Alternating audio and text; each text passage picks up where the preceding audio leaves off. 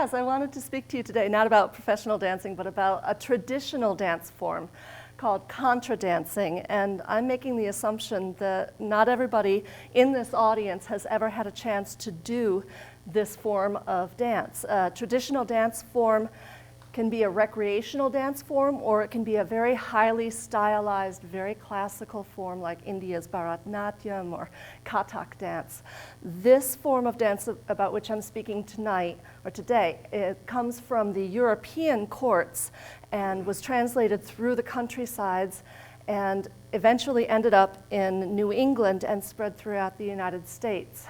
And this form, if you can imagine, take two lines of dancers, maybe as many as 50 or 100 people in each line. And in a basic formation, all the men are on one side and all the ladies are on another side. And the first thing that a caller would say, for example, is hands 4 from the top. And that means that the people closest to the caller, those first 4 people, take hands, and they know immediately they have a community. The people down the line, every group has got their own little community to start.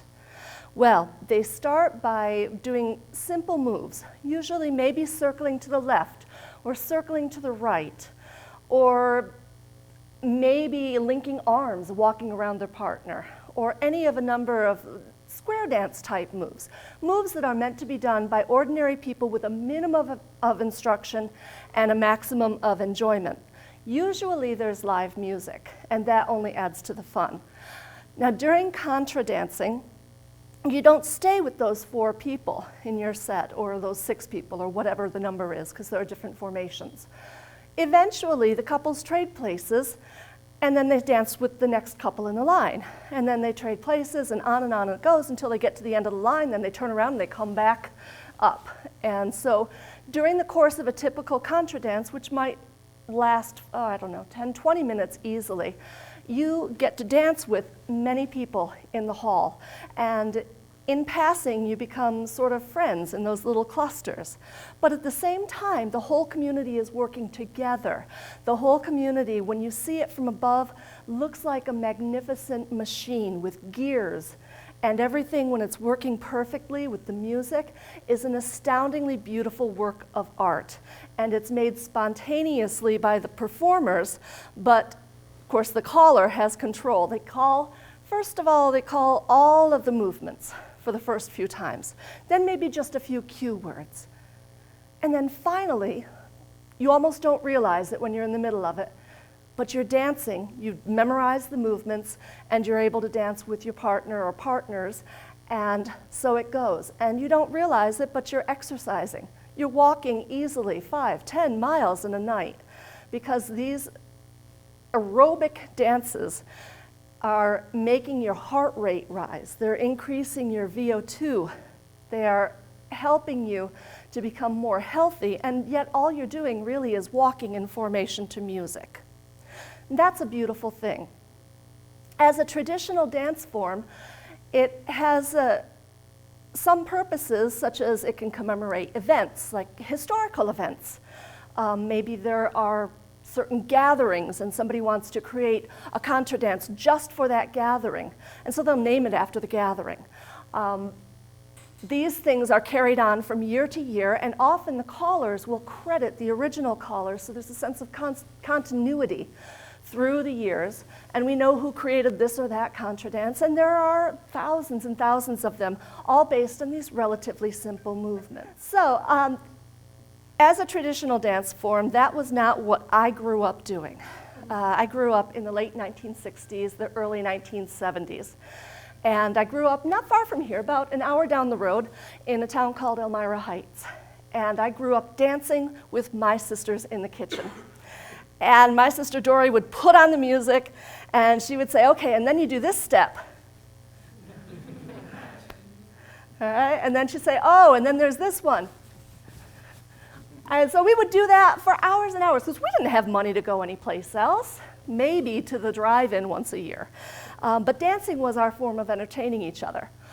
And once a year, in the fall, and we looked forward to this every year, we got to do the snake dance. And not many people remember this, but back in the day, in homecoming, all the community would come out and take hands in one long line, and we would parade down the streets and through the streets and all the way until we got to a big field where they had a bonfire. And that was the greatest thing. And it was a sense, again, of community, even though this was, we're not talking about, the 1700s. We're talking about like 1969, 1972, back in those days, which is ancient history for a lot of my students now. So when I tell them about this, they think, oh, that's very strange. Because my students, as soon as they take a break in class or between classes, they're immediately on their phones. You know what I'm talking about? And some of you are guilty of the same thing. Right. So, so when I talk about this, it seems to them that I'm a very old woman. And it's hard for me sometimes to remember, okay, I'm not that old, I'm approaching half a century, but dance-wise, that's not all that many years. In terms of traditional dance, we have come from a nation and actually a society in Western European and American culture where the dancers were formed into groups of 8, like square dances, and there was lots of hand-holding, or the contra dances, as I was describing earlier, or even the ballroom dances. Back in the 1950s, you had to know how to waltz and foxtrot and mambo and all those kinds of things. That was part of your social engagement. But as we moved into the 1960s, the dances became more individual, and we lost that sense of touch. And in some ways, it didn't come back until we got into the grind and the things that are being done now on the dance floor, which, when I see it, must be what my parents and grandparents thought when they saw Elvis's hips. Right? To me, I'm shocked, but at least they're touching, so we're getting back to that.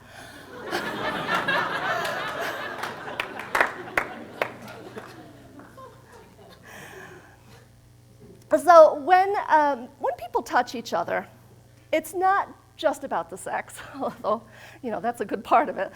It's also about lowering your cortisol levels, as we heard earlier in one of the earlier talks. It's about raising your oxytocin, which is a natural high, a natural euphoria. It's about raising the level of oxygen coursing through your blood as you're dancing. And when you do these forms of dance, any form of dance, it would happen, but I particularly today want to point out that when you're touching someone as you're dancing, as you have to in contra dance, then that also has a significant impact on these stress hormones, whether they're raised or whether they're lowered. Now, when you take a group of dancers and you put them in this situation, let's say I studied square dance. Square dance, you actually don't make a lot of eye contact in modern Western square dance in the club forms. But when you get into a contra dance, you have to make eye contact. And not only, they demand it. And not only that, but sometimes you're supposed to flirt with the people that you're dancing with, even if you don't know who they are. No matter what gender they are, it doesn't matter. If you're dancing with them, you may have to do something like this. You're doing something called a gypsy.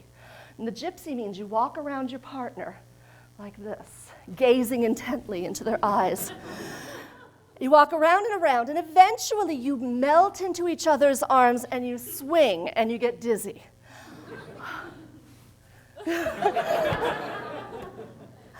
Well, that's fantastic, but let me tell you, as someone who came out of the professional dance arena, that is very disconcerting. We spent our whole lives training in front of the mirrors, worried desperately that somebody was going to call us out for not being good enough, for being too fat, for not being tall enough, for not having straight enough legs.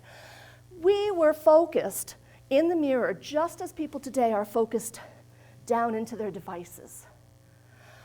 And one summer, I finally got to break out of that. I went to something called the Lloyd Shaw Cumberland Dance Week, and I learned there that there was a whole other kind of a dance that I had forgotten for 25 years. I forgot what it felt like to be in my kitchen dancing with my sisters. I forgot about the snake dance, but it all came rushing back, and I was in tears, literally in tears, writing in my journal, oh my God, oh my God, oh my God, I forgot. I suddenly remembered, why did I become a dancer? And that was it. I'd been so, without realizing it, so lonely. Headaches every day, not being able to reach out and just say, with a simple touch, you're a human being. And I don't need to be afraid of you. This is a safe space. We can dance together. You might be 2 years old following your folks along the dance floor. You might be 85 with Parkinson's disease. It does not matter, because you and I are dancing in this moment right now. And that's a gorgeous thing. And there are many hugs. By the end of a week, a dance week, everybody knows each other. It's like everybody's family. And you learn from each other. My husband loves to tell the story about Maggie. Now, my husband is a big, strong guy, and people lean on him and depend on him. But when he first was learning contra dancing, he was holding himself up, and he was very conscious. He wanted to do the right thing. So he was holding hands with this lady and walking around her, and she says to him, "Give weight, give weight." And he goes, "I don't know what that means." And of course, what it means is just you have to trust me to lean back a little bit. Let yourself go into the dance. Become part of that community, dissolved into that community. Now, nowadays, many of us are addicted to iPhones, iPads, smartphones. Do you know that 4% of people admit to having used their phones during sex? During sex! 75% of people sleep with their phones. All right? I had a student complain to me last week, "Would you please stop emailing me at 3:30? I said, "Why?" She said, "Because my phone is right by my ear and I hear it come through." 58% of people will admit to being addicted to their instruments there. For them, the idea of getting up and going out to any kind of a dance or a contra dance or a square dance, whatever, is terrifying. They won't know the steps, they won't know the people, they'll have to make eye contact. It's very, very traumatic to them. But if you get them started once, just once, I can tell you, I have seen teenagers dance long after the adults have gone to bed. We're done at 10, we're tired. We're out on the porch soaking our feet. They go on till 2 o'clock in the morning. They absolutely love it. And they don't mind putting away the electronics for a little bit in exchange for a bit of touch. There was a study that said 15% of people would rather, if they had a choice over a weekend, they would rather give up sex than give up their cell phone for a weekend.